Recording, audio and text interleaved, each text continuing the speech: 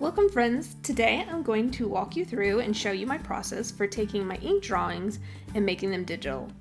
Stick around to the end and I'll show you how I finished this piece out.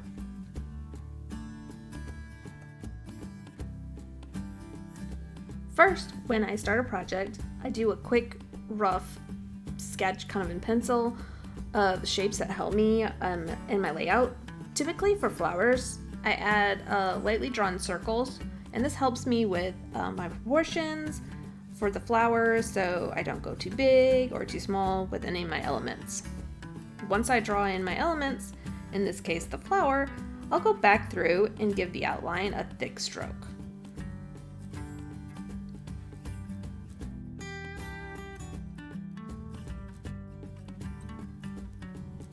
When I'm doing a drawing and I know that I'm eventually going to make it into like a digital piece, I don't worry so much about how smooth or perfect a line is, because I know when I'm in the digital process, I can easily go through and clean up any lines that may have gone astray, or if I don't like how a certain line went or a shape went, I can easily edit once I'm in the digital process.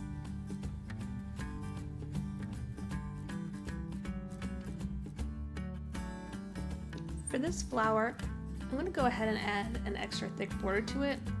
When doing my flowers or kind of any layout, I like to find ways to add a little bit of flair to flowers, just so that they don't all become, one point size for my lines. That adds a little bit more interest to my drawings.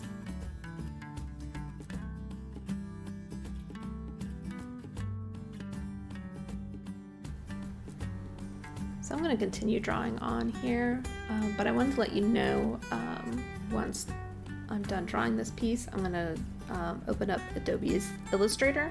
If you don't have Adobe Illustrator, you can download a free trial of the software and try it out. If you're thinking about turning your work into professional art to sell or license, I highly recommend looking into getting an Adobe subscription, as typical vendors will want your pieces vectorized. Vector art is very versatile and it's easy to work with, especially when scaling your art to bigger sizes. It just gives your art kind of a nice polished feel to it once you vectorize it. And again, this is good if you want to do prints, or if you want to get into surface pattern design. Definitely you're gonna want this tool, because I would say 90% of the time I'm using Adobe Illustrator to finish out my artwork that I started, with just pen and ink work.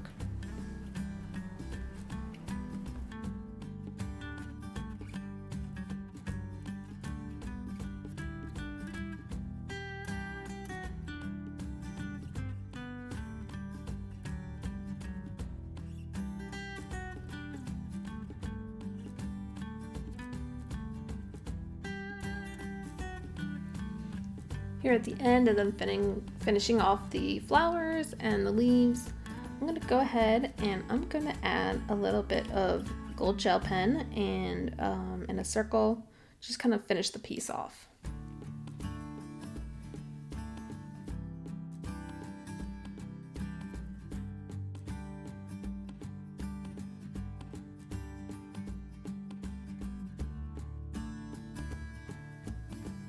Alright, my piece is now inked in, so next I'm going to grab my camera phone and snap a photo of my finished piece. When you do this, make sure your phone is parallel to your artwork when you take the photo to keep it from warping. Feel free to use a scanner if you find that easier. So here I have my Adobe Illustrator up. I have an artboard that is 10 by 10 inches, and I'm going to come over and click the File tab and come down to Place. I'm going to locate my picture file of my artwork, and I'm going to click on the file and then click on Place button.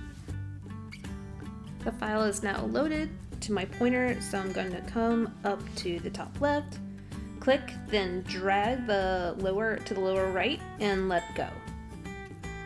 I have a lot of extra space here that I don't need, so I'm going to go right click on my mouse and select crop image. You can just ignore the Illustrator letting you know the original file is not being affected and click OK. Here we're going to just resize this box so only what we want the program to make digital, aka vector, for us and not all the other stuff. Up at the top we'll click apply. Now we just see the part that we will turn into our vector art. Here I'm going to hit shift and click on these corner nodes so we can proportionally make this bigger and see a little bit better. So here's where we're going to make our artwork digital. We're going to use image trace. There's a couple different ways to get to image trace. I recommend just going up to the window tab and in the drop down just click the image trace button. The image trace window will come up, and for this image I'm going to use black and white. Since my main objective is making this digital, I don't really care about the gold color of that line. I want to turn on preview so I can see what Adobe Illustrator is computing for my design. This first pass already looks pretty good, but we can make it look even better with a few little tweaks. First, I'm going to move the threshold up just a little bit. Threshold is just telling image trace to make the lighter area of an image a little darker, so it shows up as black and not white. If you remember that this is the area where I had the gold ink, so that kind of makes sense, right? Threshold is especially helpful if you have gray tones in your picture. Next, I want to bring the pass slider down a little bit. This just helps your art not have an excess amount of paths that aren't needed. Too many paths are a mess to work with, and they can bog your computer down. Next, I'm going to bring the corners down a little bit. Same as before, you don't need an excess amount of corners unless you want kind of a gritty look. And in this case, I don't, so I'm just going to bring that down. Additionally, if you're not seeing these options, it might be because the little triangle button next to the word advanced is not clicked down.